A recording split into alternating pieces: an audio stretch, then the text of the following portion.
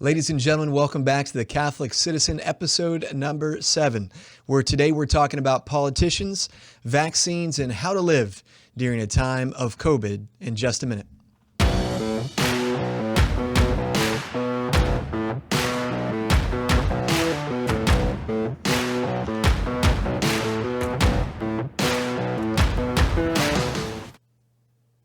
All right, friends. Well, welcome back. It's great to have you with us on a week-to-week basis with us. Well, Colleen's over here, so trust me, there's not us here, but nonetheless, and I hope the Holy Spirit is here as well. But this week, I want to touch just on the fact that people can indeed change.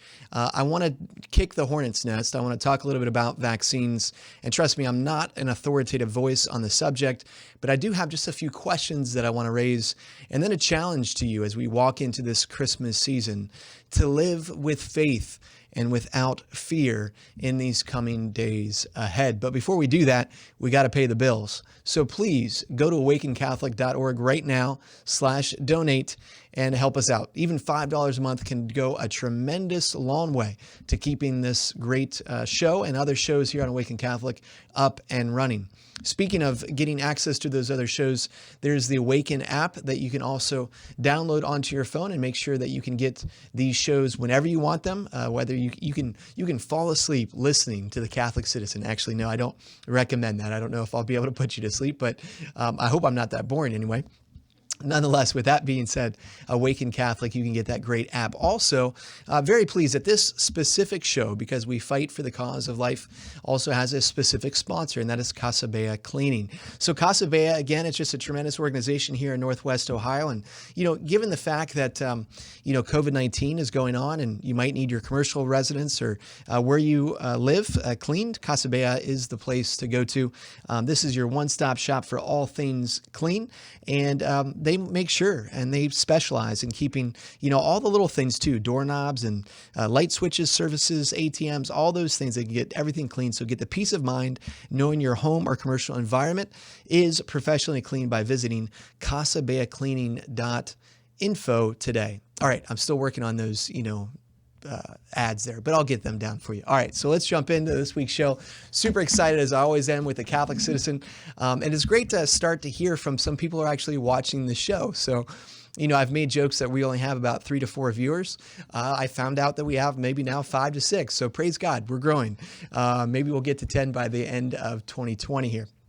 But first, let me just cover the fact that politicians are people and they can change. And so I want to encourage you, when you're called to an action alert, to call to a politician or to send an email or anything of that nature, or to talk to them on Facebook or whatever it may be, always do it in love. You never know the impact that your conversation can have on them.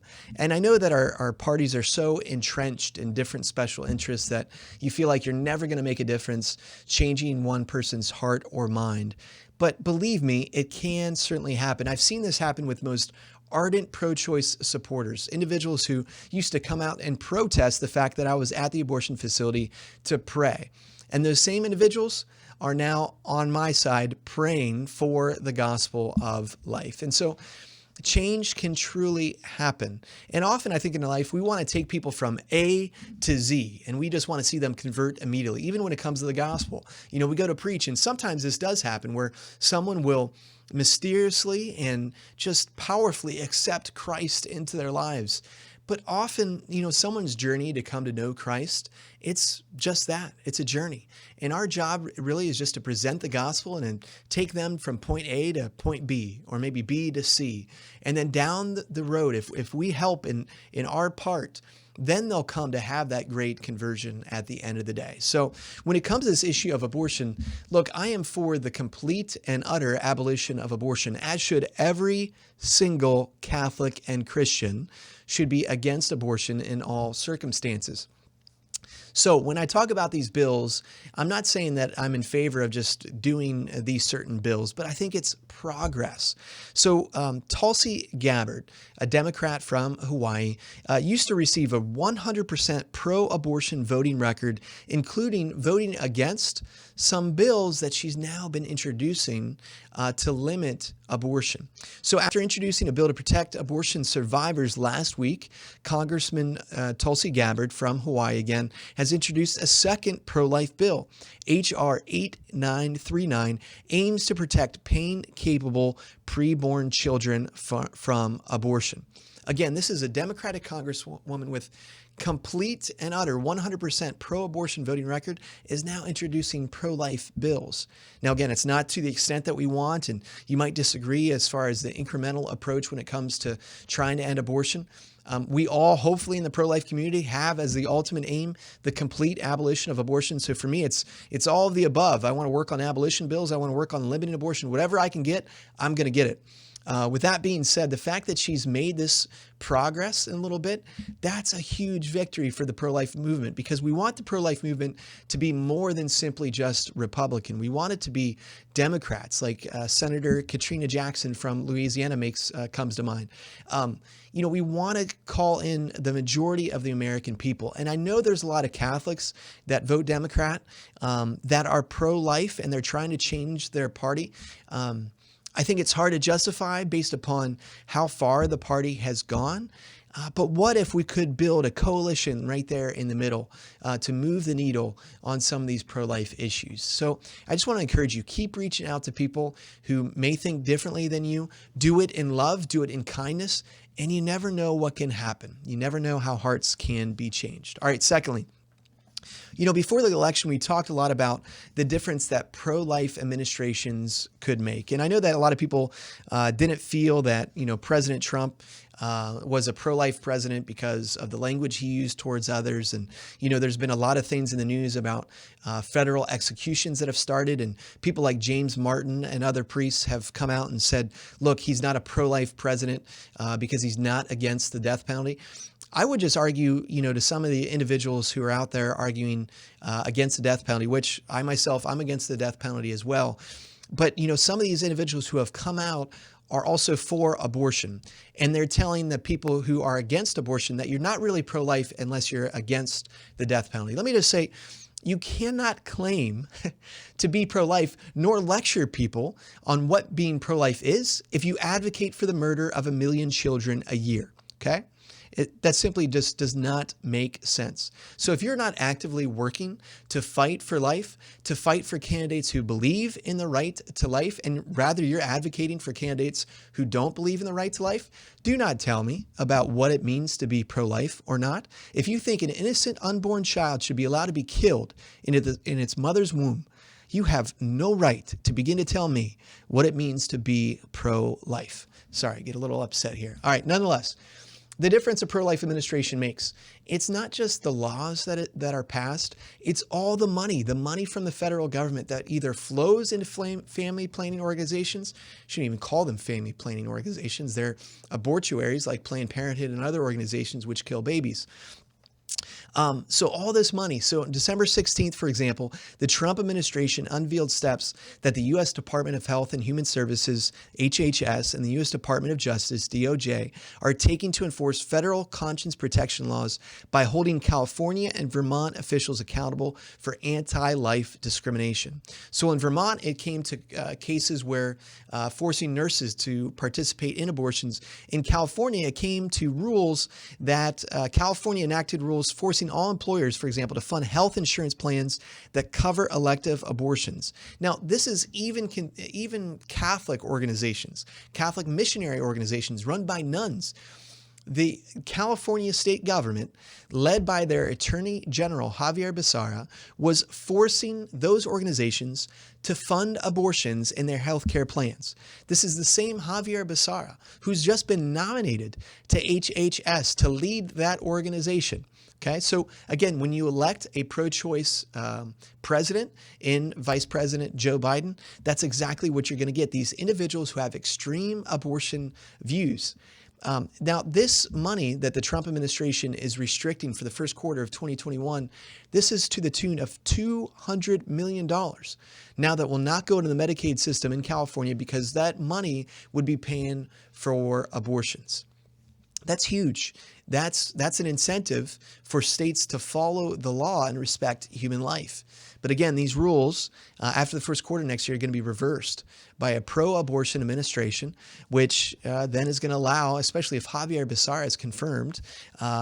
So administrations make a tremendous difference. It's not just the laws that they pass. It's not just the tone that they set, but it's also the money. Follow the money at the end of the day. All right, third. I'm going to get to vaccines. So let me just mention about COVID-19 real quick. Thank you to all the heroic healthcare workers who are in the midst of this, who are dealing with this face-to-face on a daily basis. Thank you for your witness, for your love, for your sacrifice, and for your service. Secondly, when it comes to vaccines, I'm not an authoritative voice, so please don't just watch this show and then feel like, oh, I made up my mind. I watched Peter Range. And I don't think anybody ever has done that. Maybe in human history, I listened to Peter and then I made up my mind. But I just have questions and I just have some thoughts that I want to share. So use this as just an opportunity to, think about these things and ask good questions in your own family as well when it comes to these issues. And I encourage you as well, follow your local bishop, okay? So I know that there might potentially be something coming out from Bishop Thomas here in our diocese. I encourage you to listen to your local ordinary, listen to your local bishop, go to your pastor, talk to individuals about this, consult the National Catholic Bioethics Center, consult the USCCB, things that they put out. And that's exactly what I want to do right now, okay? Because there's a lot of anger that's out there. There's a lot of thoughts that different people have on vaccines. And I really come at this from a deep, profound respect on no matter where you're at on vaccines. There's people that I really tremendously trust that have different opinions and different thoughts. Heck, in my own family, there's different thoughts and opinions on vaccines. It's very personal to me. I mean, my father contracted polio 3 weeks before he was going to be vaccinated with the polio vaccine. So I see the value in vaccines. But my little daughter, my 4-year-old Gianna, she had an allergic reaction to a vaccine, something that my wife and I are still dealing with to this day. So I really understand and appreciate both sides of this issue. And again, my point in covering the vaccines here is I want to look at the USCCB statement, just maybe raise some questions, kind of clarify some things, because they put out things on their social media that people jumped on, and I don't think they took the whole document in context. And so that's what I want to look at, the whole document here. Again, I can't read the whole thing to you, but I want to encourage you to go and check it out for yourself. Just, Google USCCB on COVID vaccine, and then we can look at it. But let me read a little bit to you. Let me walk through the document with you, not for the entire show here, but just for a little bit. And then we'll wrap up the show with, well, how do we move forward, just even living in the time of COVID as we are right now? All right, so the document, the entire official statement from the USCCB, it starts with this: with the moral concerns of the creation of vaccines, and it directly attacks the issue of abortion, okay? Starting off with St. John Paul II. And these are some great bishops who wrote this document: Archbishop Naumann, Bishop Rhodes from Indianapolis, just some really solid bishops that wrote this document. I don't agree with everything and don't agree necessarily with the order and how they wrote things, but I really agree with this first part. They start off with saying, look, abortion is an intrinsic evil. It's bad. It's a grave moral disorder.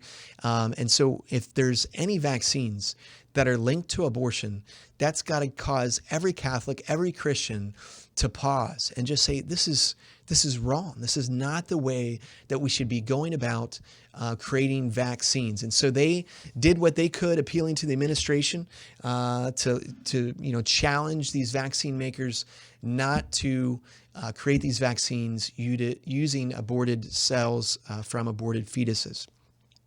Now, the reality is, though, that these companies did in their vaccine development use morally compromised cell lines. Okay, so all the vaccines we have right now use morally compromised cell lines that came from aborted fetuses.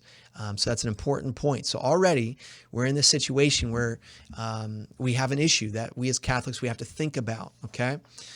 Number 3, Given that reality, they say on page 3, it is the duty, the absolute fundamental duty of every Catholic, and I just want to say every Christian, that if you end up taking a COVID-19 vaccine, okay, whether, no matter what company that came from, that you have a moral duty and obligation to voice disagreement to your healthcare system about the way that the vaccine was made, and even directly to the companies, to the government. You have a moral duty to do that. You can't just go through this process and, well, it may have came originally and was used in the process in bad ways, or it was tested on aborted fetal cells. So, but that happened 30, 50 years ago. So I'm disconnected to it.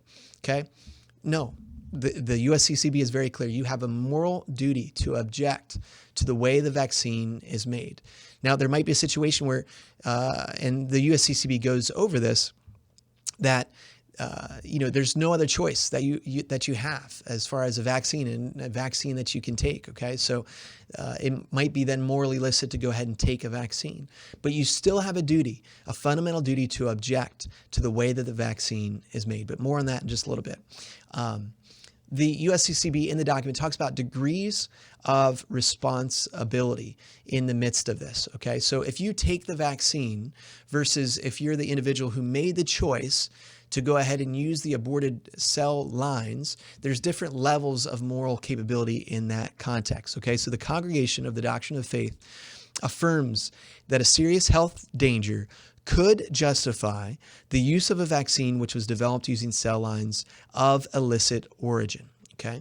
Again, that doesn't abdicate your responsibility to voice disagreement, but there could justify use of a vaccine if there is a serious health danger. Now, that brings up other questions when it comes to this issue, but let's continue. They use a specific example of the rubella vaccine and the congenital rubella syndrome in this context, and explaining how the dangers of rubella and the only vaccine that we have to address rubella comes from, unfortunately, a vaccine that was developed with the help of aborted cell lines. And the USCCB makes the argument that COVID pandemic that we now face is akin to rubella in the context of we have these vaccines, they're made from an illicit source. However, the issue is so serious that it could justify us using the vaccine. Now, then they go into the actual vaccines. Okay, so let's get into that a little bit. They said that there's currently three vaccines that have been presented to us having demonstrated their effectiveness. That is from Pfizer, Moderna, and Astrazeneca. So let's get into those. The situation of the first two, Pfizer and Moderna, is the same. Neither Pfizer nor Moderna used morally compromised cell lines in the design, development, or production of the vaccine. Okay, that's huge, and that's excellent. Okay, however, they did use in their confirmatory test processes a cell line, HEK293 cell line that was performed on both vaccines. Okay, so to test the effectiveness, they use these cell lines. Let me just pause there for a moment, because I think if I would be a part of the USCCB and if I would just advise them, this HEK293 cell line, it seems like a very medical term, and but it separates us from the reality that this is a Jonathan, this is a Susan, this is an aborted baby that this cell line was originally taken from. Okay, and it's very origin. So, one of the things that USCCB says that we're removed and there's remote material cooperation in the context, and they say one of the dangers is that taking these vaccines could have the danger of making us forget how serious abortion is. And I think sometimes we do this when we just kind of call these things cell lines and we give them names outside of the context that, hey, this originally came from a child that was aborted. All right, next, though, they address the Astrazeneca vaccine, and this is more morally compromised. They say that the cell line was used in the design, development, and production stages of the vaccine, as well as the confirmatory testing. So the Astrazeneca vaccine is seriously morally compromised, okay? Next part that I want to cover. Now, again, as I mentioned just a second ago, the USCCB, as they end their document, they go back and they talk about that it can be true that one can receive benefits from an evil action in the past without intending that action or approving of it.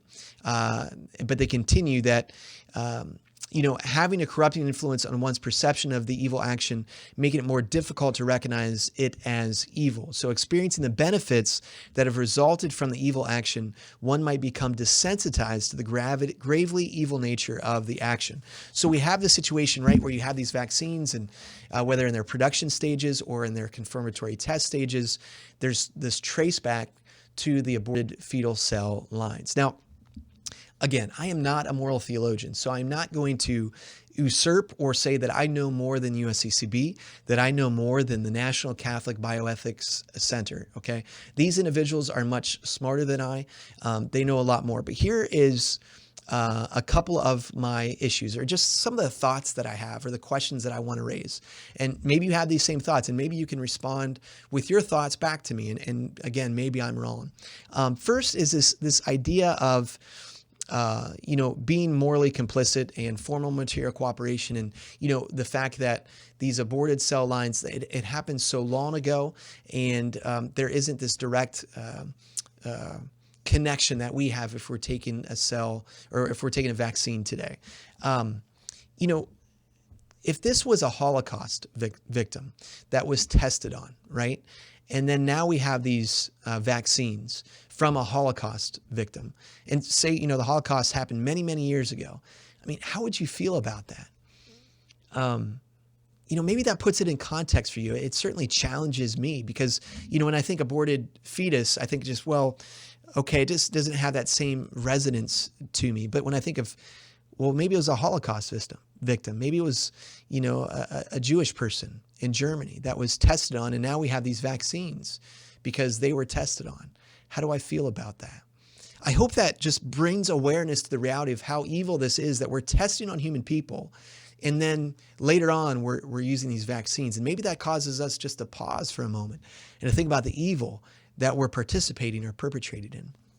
Secondly, again, this is just an example, and I don't know if I saw it somewhere or it came to my own head. I can't remember. Who knows, all the things that come to my head. But, when it comes to participating in a moral evil, or an action that was done many years ago, I think about, say my father in the 1970s stole $1 million, $1 billion from somebody, and then that individual ended up dying. Okay, maybe my dad was even involved in taking the life of that individual. But my dad took the millions of dollars and he supported his family, and he even took that money and he supported orphans in Haiti or in Ecuador or whatever it may be. So he did some good with it as well.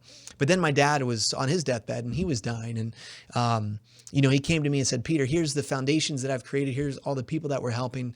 And oh, by the way, this is money." And I actually ended up stealing it from this old woman, and I ended up having to kill her too, so I could have this money. But look at all the good that I'm doing. Here's those foundations. Here's all those monies. Here's your choice. Now, the action was originally done by my father. I wasn't responsible for the action. I'm certainly separated by many, many years. Certainly, there's a lot of good that's come by helping the poor in Haiti and Ecuador and things of that nature. But then I have a choice. Am I going to say yes to taking over these foundations, the good money, and, participate, in a sense, in the evil that my father perpetrated many years ago?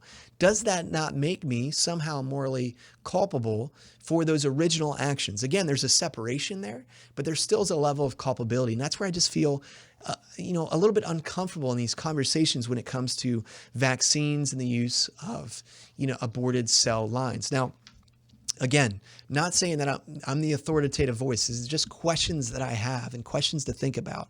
And I want to invite you to think about a few more questions when it comes to this COVID vaccine. Again, not saying that these don't have answers. I'm just saying these are questions that, as I've been reading and studying, have come to my mind. So this is from the Kansas for Health Freedom. You can go to their website and everything to check out a little bit more of what they have to say, but it's kshf.org.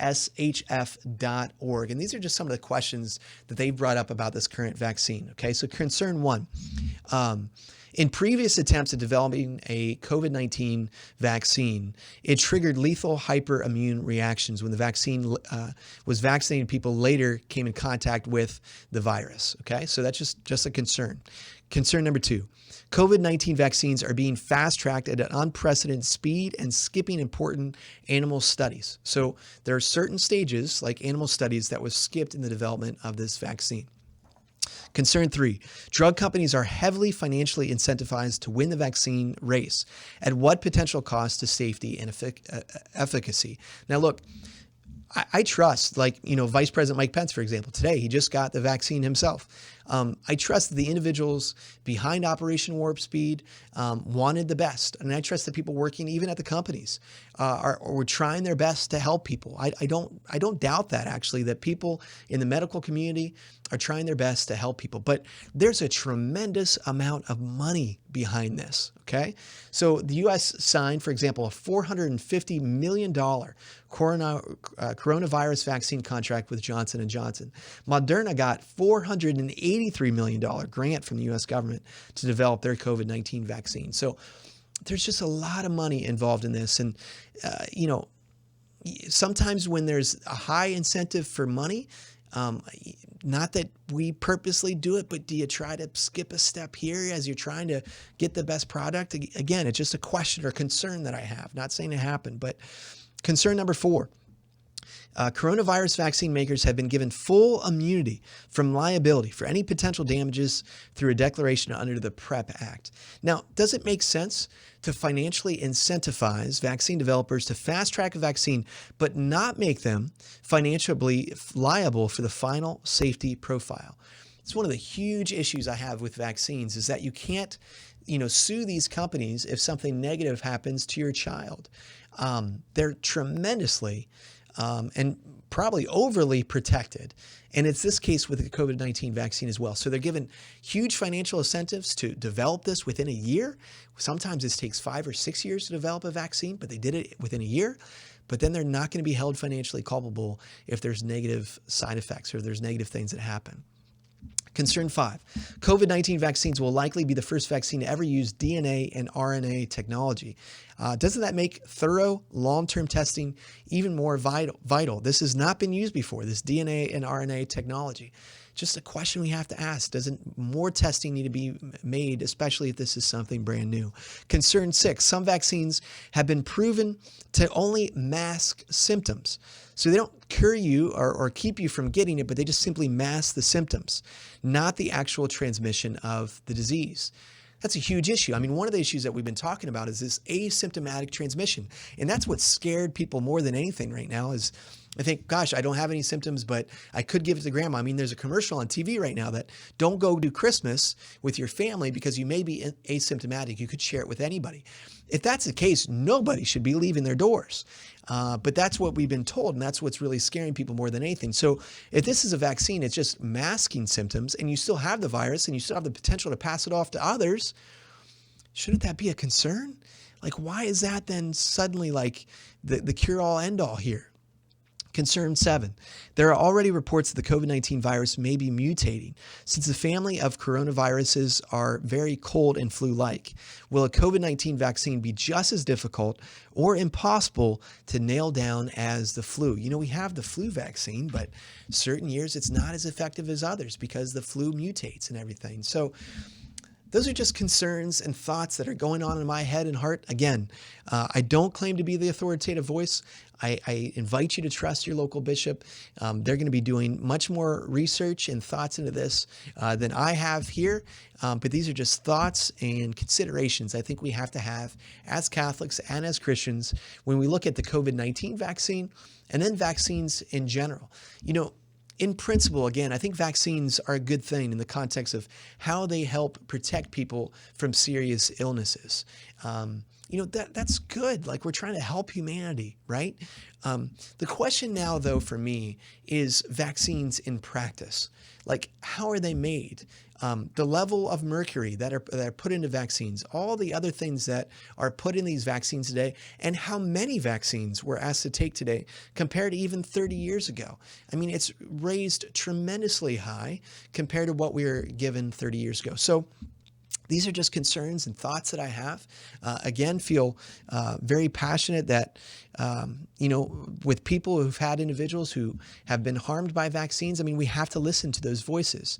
And we don't hear about some of those voices, again, because the vaccine companies themselves, they can't be held liable. So maybe that's a good place to start, is being able to hold the vaccine companies liable themselves.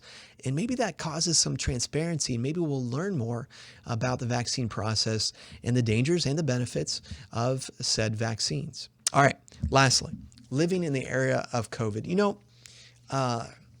One thing that has troubled me more than anything, and again, I take the COVID-19 and everything going on right now, I take it seriously.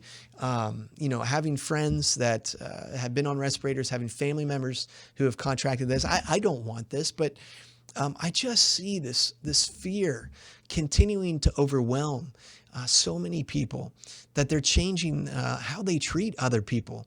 And that's scary to me, is that this virus, this fear of death, even though, again, I mean, there's a 99.9% survival rate with COVID-19, but even the fear of death, it's scaring the hell out of people, literally, or it's scaring the hell into people, I should say. Let me just say this, that, again, I respect every side of this issue. I've got family members who work in the medical field.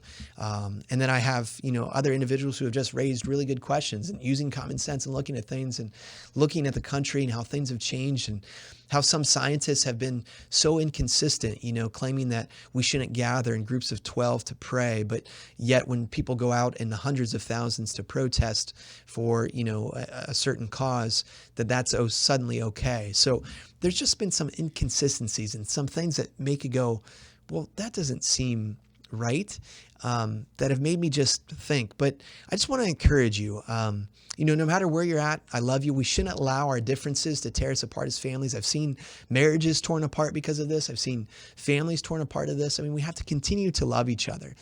And if anything, maybe this COVID vaccine and this COVID-19 that we're experiencing, maybe it causes us just to remember the most important things in life, a good cup of coffee, a nice hug, a warm handshake, our faith in family, how those things should take paramount. All the things that we worry about, maybe they're just really not that important.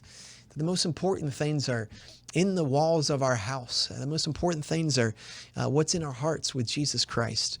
And I read this quote the other day, and I know it's floated out there on the internet, and so you've probably read it, but I just want to read it at length because it's just so very powerful. Then a word as I end the show. This is from C.S. Lewis, and he wrote this during the age when the atomic bomb was created, and people were quite rightly freaking out. Like, we now have the capability to destroy an entire city with one bomb. Like, that's scary, right? And so people were just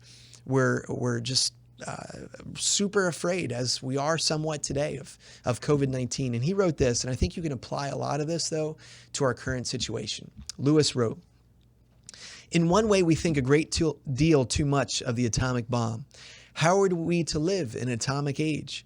I am tempted to reply, why, as you would have lived in the 16th century, when the plague visited London almost every year, or as you would have lived in a Viking age when raiders from Scandinavia might land and cut out your throat at any night, or indeed as you are already living in an age of cancer, an age of syphilis, an age of paralysis, an age of air raids, an age of railway accidents, an age of motor accidents.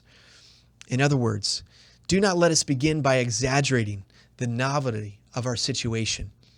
Believe me, dear sir or madam, you and all whom you love were already sentenced to death before the atomic bomb was invented, and quite a high percentage of us were going to die in unpleasant ways. We had indeed one very great advantage over our ancestors, anesthetics, but we still have that still.